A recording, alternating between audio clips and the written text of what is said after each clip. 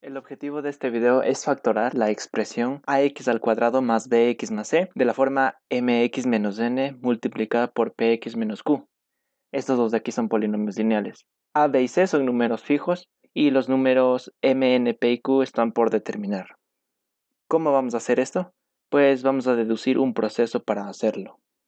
Claro, entonces lo que vamos a hacer es factorar cualquier expresión cuadrática ax al cuadrado más bx más c, donde vamos a suponer que a es distinto de 0 y a, b y c son números que pueden ser reales o complejos. No hay problema si ustedes suponen que los números son reales, pero en general vamos a suponer que son complejos y no hay ningún problema.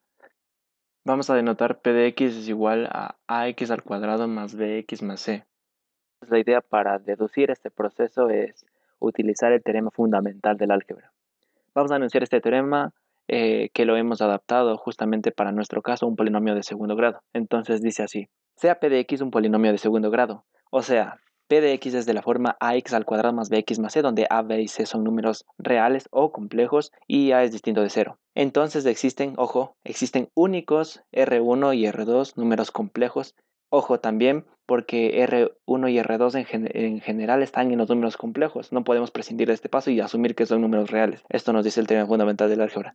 Tales que verifican lo siguiente: p de x es igual a ax al cuadrado más bx más c es igual a multiplicado por x menos R1 multiplicado por x menos R2.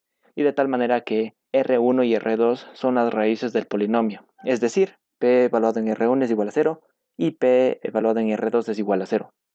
Observación: p evaluado en R1 igual a 0 significa que a R1 al cuadrado más b R1 más c es igual a 0. Y lo mismo para R2. Entonces, si se dan cuenta, el teorema fundamental del álgebra nos da ya casi por terminado el proceso. Simplemente lo que tenemos que hacer es hallar ese R1 y R2. Por lo tanto, podemos enunciar el proceso de la siguiente manera. Paso 1. Tenemos la expresión ax al cuadrado más bx más c. Esa es la expresión que vamos a considerar, la que nos la pongan a nosotros. En el paso 2 vamos a resolver la ecuación ax al cuadrado más bx más c igual a 0. Y por resolver una ecuación nos referimos a que tenemos que encontrar todos los x que satisfacen dicha ecuación. Sabemos que existen exactamente dos soluciones para esta ecuación, la ecuación cuadrática mediante la fórmula cuadrática que ya la conocemos.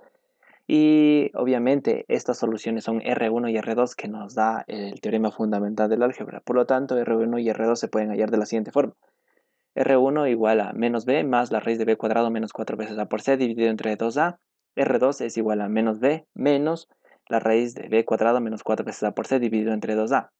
En el paso 3 lo que vamos a hacer es escribir simplemente ax al cuadrado más bx más c de la forma a multiplicado por x menos R1 multiplicado por x menos R2, que era justamente como nos lo anunciaba el teorema fundamental del álgebra. Finalmente, para el paso 4, para que obtengamos la factorización como la habíamos anunciado al principio, multiplicamos el a para cualquiera de los dos paréntesis, o podemos descomponer el a en dos factores distintos y multiplicar cada factor a los dos paréntesis. Hacemos esto con un ejemplo. Entonces nos piden factorar p de x es igual a 4x al cuadrado más 5x más 1. Entonces aquí a es igual a 4, b es igual a 5 y c es igual a 1. Vamos a seguir entonces el proceso. Paso 1, consideremos la expresión, la que tenemos, 4x al cuadrado más 5x más 1. En el paso 2, resolvemos la ecuación asociada, que es 4x al cuadrado más 5x más 1 igual a 0. Entonces, aplicando la fórmula cuadrática, tenemos que x es igual a menos 5 más menos la raíz de 25 menos 4 por 1 dividido entre 2a, que es 8. Entonces, x es igual a menos 5 más menos la raíz de 9 dividido para 8. Luego, x es igual a menos 5 más menos 3 dividido entre 8. Por lo tanto, tenemos que la primera solución R1 es igual a menos 1 y la solución R2 es igual a menos 1/4. En el paso 3, entonces tenemos que la expresión 4x al cuadrado más 5x más 1 es igual a multiplicado por x menos R1 multiplicado por x menos R2, pero ya sabemos cuánto es a. En nuestro caso es 4, cuánto es R1 y R2, ¿verdad? Entonces, reemplazando lo que ya tenemos, nos queda igual a 4 multiplicado por x más 1 multiplicado por x más 1. Entonces, para clarificar el paso 4, lo que vamos a hacer es ir al paso 3 y lo que tenemos aquí, ¿verdad? El 4 lo podemos pasar a multiplicar por esta primera expresión o por esta segunda expresión. Si le multiplicamos por la primera expresión, obtenemos lo siguiente: 4x, 4 por x, ¿verdad? más 4 por 1. Y esto multiplicado por x más un cuarto. Lo que podemos hacer también es 4 multiplicarle por este paréntesis de acá y no por el primero, por lo que obtendríamos también la siguiente igualdad, x más 1, y eso multiplica 4 por x más 4 por un cuarto, que es 1, ¿verdad? Lo que podemos hacer también es descomponer el 4 como 2 por 2 y el primer 2 lo multiplicamos por el primer paréntesis y el segundo 2 lo multiplicamos por el segundo paréntesis, ¿verdad? Y obtendríamos lo siguiente. Luego, esto nos da igual 2 por x más 2, ¿verdad? Multiplicado por 2 por x más 2 por un cuarto, que es un medio. Y tenemos una tercera factorización y así podemos encontrar las factorizaciones que queramos y la que más nos sea conveniente la realizamos. Entonces ahora vamos a ver una observación final.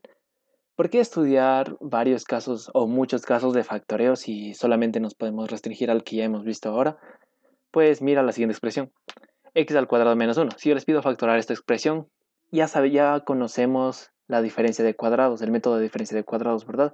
Y esto es igual a x más 1 multiplicado por x menos 1, ¿verdad?